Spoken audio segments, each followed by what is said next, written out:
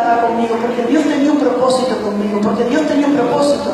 Porque ese hombre a que le habían regalado el departamento para que no me viera más es el pastor Milazo Alemán, que está aquí sentado glorificando al Señor. Así que tranquila, nadie te podrá hacer frente. Todos los días de tu vida, dice la palabra de Dios. El enemigo va a usar a quien sea, como sea, para poder, como quien diría, cortar los propósitos de Dios. Pero cuando Dios tiene un propósito, hermano, por más que le regalen un departamento, por más que lo manden a la luna, le pongan $1 millón, cuando el propósito de Dios se tiene que cumplir, el propósito de Dios se cumple, porque está encaminado para el reino de los cielos. Que no hay hombre ni mujer que pueda romper el propósito de Dios. No hay hombre ni mujer que pueda interferir en el propósito de Dios. Pero tú le tienes que creer a Dios. Fue tal así que cuando yo empecé a tener tantos problemas, tanta dificultad en mi vida, me acordé de aquel Dios que era bueno, de aquel Dios que me habían predicado una vez cuando era niña. Porque cuando los niños, los jóvenes reciben oraciones, cuando reciben la palabra, ese hijo, esa hija, ese nieto está sellado con la sangre de Cristo y no se va a poder escapar. Te lo digo por experiencia, porque aquí estoy. Amén. Amén. Y fue tal así que ahí me acordé de Dios. Y dije, voy a empezar a buscar a Dios. A todo esto nos casamos. Pero al momento que nos casamos, todas las cosas empezaron, parece que le habían entrado los 7 peores. Todo era peor. Y digo, bueno, nos casamos, seguro se va a arreglar, ¿no? A veces queremos arreglar las cosas con nuestras fuerzas naturales. Pero Dios no es un Dios natural, Dios es un Dios sobrenatural. Amén. Digo, bueno, si nos casamos seguro que todo se soluciona, se va a calmar, todo va a estar mejor. No, peor. ¿Por qué? Porque Dios quería que yo me vuelva de corazón. Dios estaba tratando en el desierto conmigo. Y tanto así que yo creía que podía hacerlo todo con mis fuerzas. Cada vez todo estaba peor. Nuestra relación estaba peor. Vivíamos peleando. Y Miguel, que andaba por ahí, me llamaban, venía a buscarlo al turco, le decían, venía a buscarlo a tu marido que está tirado ahí borracho, está armado, es peligroso, ¿por qué no lo vas a buscar a ver si lo matan? Y yo cada noche iba a buscar de Dios, empecé a ponerme firme, a levantarme, a buscar la presencia de Dios.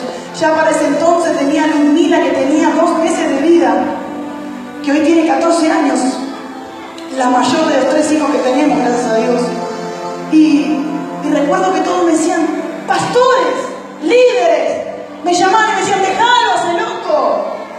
Vos sos la Madre Teresa de Calcuta, pero déjalo, haz tu vida, empezá de vuelta. ¿No te das cuenta que estás perdiendo el tiempo? Y yo decía, pero yo me casé. Yo hice un pacto con Dios. La palabra, yo conocía la palabra. Primeramente había hecho un pacto con el Señor. Y los pactos que se hacen con Dios no se pueden romper. Por eso dice la palabra de Dios, un solo marido y una sola mujer hasta que la muerte los separe. Un solo marido y una sola mujer hasta que la muerte los separe. Pelea por tu matrimonio, pelea por tu familia. No bajes los brazos, no le creas al diablo.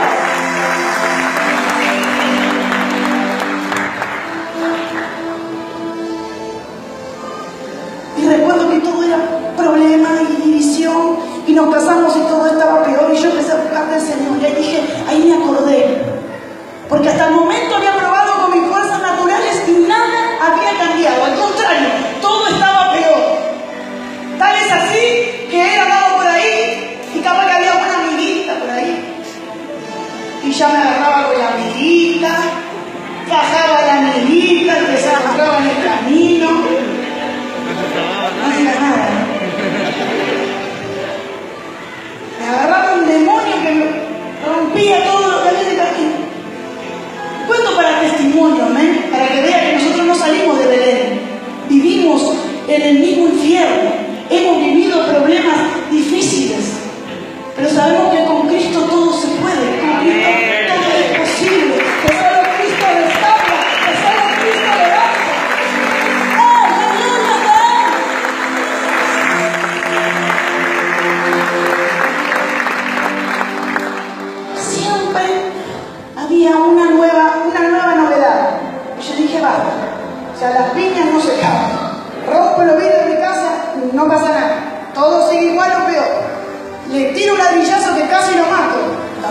cambie.